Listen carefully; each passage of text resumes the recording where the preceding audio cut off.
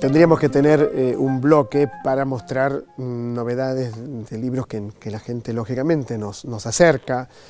Tengo uno, El cantante popular y la interpretación, lo quiero mostrar en cámara, es importante en televisión mostrar los libros, una propuesta metodológica, fíjense, integradora de saberes. Lo firma Patricia Belleríes, Alejandro Cancela y Rodolfo Sánchez, El cantante popular y la interpretación. Vamos a una maravilla, algo que a mí me fascina y lo quiero recomendar una y mil veces. Casa de la Cultura, Villa 21, Barracas. Esos son los lugares donde tenemos que instalar centros culturales. Está en Avenida Iriarte 3500, funciona como sede de la Secretaría de Cultura de la Presidencia de la Nación. 1500 metros cuadrados. Un auditorio con capacidad para 300 personas, un escenario para conciertos, para muestras como la que está viendo en este momento. Y ahí tenemos artistas por la 21 Barracas.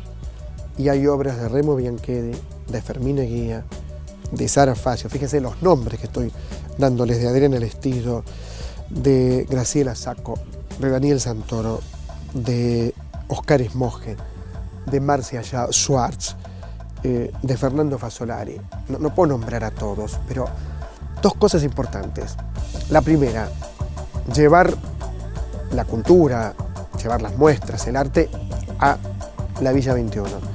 Primero. Y segundo, la solidaridad, la importancia de que artistas reconocidos, premiados en distintas partes del mundo, ahí van con sus obras. Hay que descentralizar la cultura, señores. No podemos seguir pensando que la ciudad de Buenos Aires es el lugar. No, es un lugar muy importante, fantástico, pero llevar, por favor, a todas partes, a todos lugares del país. De hecho, nosotros viajamos mucho por la Argentina y siempre nos encontramos con escritores, con artistas plásticas, con gente maravillosa que trabaja y mucho en las cosas que nos apasionan. Bien, vamos ya mismo a ver la nota con este excelente escritor guatemalteco. Su última novela, Los sordos. Vemos la nota.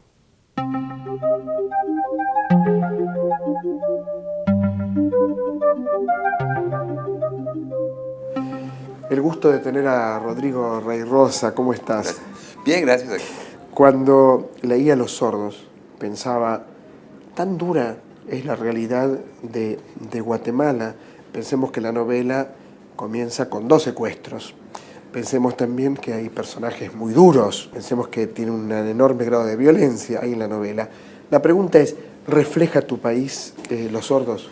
Bueno, el único presupuesto que yo tenía al comenzar es hacer un cuadro de Guatemala en ese momento. O sea, me imaginé que la historia empezaba el día que yo comenzaba a escribir y traté de ser lo más realista en el sentido clásico de la palabra. Tengo entendido que hay algo también de autobiográfico. Leí que tu mamá fue secuestrada. ¿Es así o me equivoco? En el 81 fue secuestrada y estuvo cautiva durante 6 meses. Supongo que esto también te habrá marcado mucho como escritor. Sí, yo estaba formándome como escritor. No toqué ese tema en muchos años, porque era algo demasiado cercano, siento. Pero sí el clima mental de violencia y paranoia, digamos, en que yo me hice como escritor, estaba ahí desde ese momento. Hay como un ida y vuelta, ¿no?, entre los personajes, la intimidad de los personajes y la intimidad de tu país, por decirlo de alguna manera. ¿Esta era una propuesta tuya? Habían varios casos que flotaban en el aire cuando yo estaba escribiendo. Uno era la muerte de este hombre que anuncia que si uno está viendo un video que se difundió en la televisión y si uno está viendo ese video es porque él fue asesinado y fue asesinado por el presidente y toda una trama que luego se desmonta y se prueba que él pagó a los sicarios que lo asesinaron. Y el tema de un grupo de médicos norteamericanos que trabajó en Guatemala durante unos 4 años haciendo experimentos en seres humanos sin su consentimiento en el Psiquiátrico Nacional, en unos presidios y en el ejército. Esas dos cosas, eso se averiguó 50 años más tarde, estaban ahí, digamos, flotando, y por eso la novela tiene esas como líneas de... Discípulos de Mengele. Estos eran médicos muy... De hecho, uno de ellos, el doctor Cutler, tenía, pues me parece que en Pittsburgh, todo un auditorio a su nombre, con su imagen ahí, y esa fue quitada a causa del descubrimiento de sus malas prácticas en Guatemala. ¿Qué podríamos decirle a quien está mirando televisión sobre Clara, sobre Javier, sobre los guardaespaldas? Yo creo que si se hiciera una estadística que no conozco yo, per cápita debe ser uno de los países con más guardaespaldas. Obviamente lo contrata gente que tiene dinero. Ahora, es extraño vivir con guardaespaldas, con ese tipo de protección. Sí, yo creo que crea un tipo de sociedad completamente particular, porque es la intimidad con la persona que lo defiende y que luego también lo puede amenazar, porque muchos casos de secuestros se ha averiguado que el que tenía la información era el guardaespaldas, precisamente, era un cómplice, pero son múltiples casos de... ¿Y cómo pudiste desarrollarte como escritor en un clima tan hostil? Yo viví 15 años fuera y claro. coincide eso con claro. digamos, mi formación. Hay mucho material tuyo traducido por Paul Boulez. Tradujo mis 3 primeros cuentos, 2 colecciones de cuentos y una novelita. Y yo sí viví entre Marruecos y Nueva York casi 15 años, hasta que volví a Guatemala. ¿Y por qué volviste a Guatemala si podías seguir viviendo afuera? No, porque en Guatemala se firmó la firma de la paz y mucha gente volvió. O sea, había un clima como que las cosas van a cambiar, y sí cambiaron. Hubo una época, digamos, de apertura y de efervescencia cultural y social que no duró mucho, más o menos del 96 al 2002.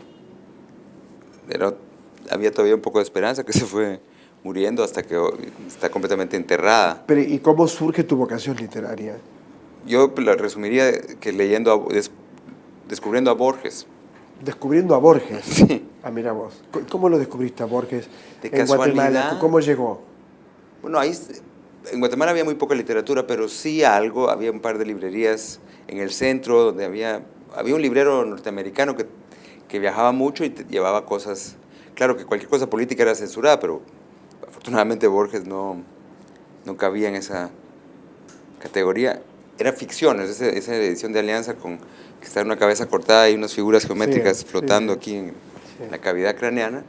Yo estaba estudiando medicina en ese momento, quería estudiar neuropsicología, y creo que la imagen de la portada, yo no conocía el nombre de Borges, tenía yo 19 años. En Guatemala pues no tenía amigos que escribieran ni que leyeran. Recogí este librito, me puse a leer y me fascinó al punto que a la semana siguiente abandoné medicina y me puse a oír las clases de literatura, que casualmente ese mes el catedrático era un español anciano de la época de Franco, que se refugió en Guatemala, como tantos, pues en toda Centroamérica había catedráticos huyendo del franquismo. Estaba hablando de Borges y a mí como que se me cambió la vida y dije, ya nada, medicina. Increíble que Borges haya definido tu vocación. Lo he dicho siempre, si no es algo que estoy inventando porque estoy aquí en Buenos Aires. No, pero digo y luego yo me volví lector ferviente de Borges y a través de Borges empecé a encontrar otros escritores. ¿Cómo, por ejemplo? Bueno, Bioy primero, Chesterton, y sobre todo la literatura inglesa y norteamericana, que era una influencia de él que a mí inmediatamente seguí esa vía, y luego pues con Bowles más como... Ahora, ¿cómo será la unión del universo borgiano con Guatemala? Bueno, digamos que La escritura del Dios es un cuento guatemalteco de Borges, ¿no? Es la cosa del jaguar y el mago maya. O sea, Borges es tan grande, digamos, que creo que cualquiera puede encontrar en él una entrada a la literatura. ¿Y tu relación con la cultura maya?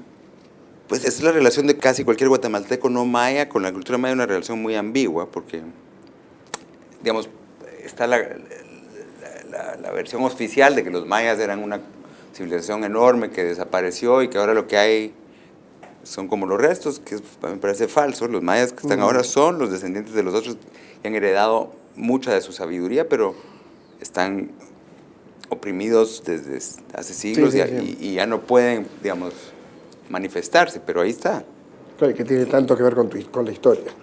Y con o sea, el pueblo maya realmente es el que sustenta económicamente el país, claro, y es tratado como una no entidad, claro, que no participa en política, o si participa en política es o para convertirse en carne de cañón o para ser verdugo, ¿no? Ahora, qué interesante la mixtura, ¿no? Borges, Paul Bowles, la cultura maya. Qué fuerte esa mixtura para un escritor. Son referencias muy fuertes. Pues sí, eso es como una cosa que uno no escoge, sino que le toca, ¿no? Sí, sí. Bueno, pero escoges porque te apasionó Borges. Ahí bueno, ahí sí. Hay una decisión tuya, ¿no es cierto? Sí. ¿Cómo podríamos definir tu novela? ¿Como un thriller? ¿Como un retrato de tu país? Yo creo que no es buena idea definirla como thriller porque creo que no, aunque tiene algunas características de thriller, no llena las expectativas de un lector de thrillers, que hay. Una persona que solo lee thrillers va a decir esto, ¿qué es? No ¿Qué le me va a hiciste? gustar, exactamente. Yo diría que es una novela criminal, pero es criminal porque representa a un país criminal. Yo creo que Guatemala es esencialmente un estado criminal y por eso es criminal. Y cuando decís estas cosas, ¿cómo te tratan al regreso? Cualquier ciudadano normal tiene problemas de vivir en Guatemala. Pero no hay una persecución. persecución. No hay una persecución. No. Recientemente, este año, ha habido una especie de amenaza pública a cualquier guatemalteco que no sea como partidario de las ideas del gobierno, del partido. Eso quiere decir, cualquiera que esté contra el juicio por genocidio a Ríos Montt es mal guatemalteco, porque ese juicio es ruinoso para Guatemala, porque si nos pusiéramos a reparar a las víctimas, el Estado quebraría. Ese es un argumento. Entonces yo no me considero un buen guatemalteco. Si esa es la definición de buen guatemalteco, yo soy pésimo guatemalteco. Gracias, Rodrigo, y muy buena estadía en Buenos Aires. Muchas gracias. Vamos a ser francos. Nosotros nos quedamos con Augusto Monterroso, que por supuesto fue un gran escritor, pero qué poco sabemos de la literatura guatemalteca. Este libro, Los Sordos, es una muy buena oportunidad para descubrir esta literatura, y estoy seguro que si usted se encuentra con el texto, la va a pasar tan bien como la pasé yo. Enseguida regresamos, esto es Otra Trama por la televisión pública.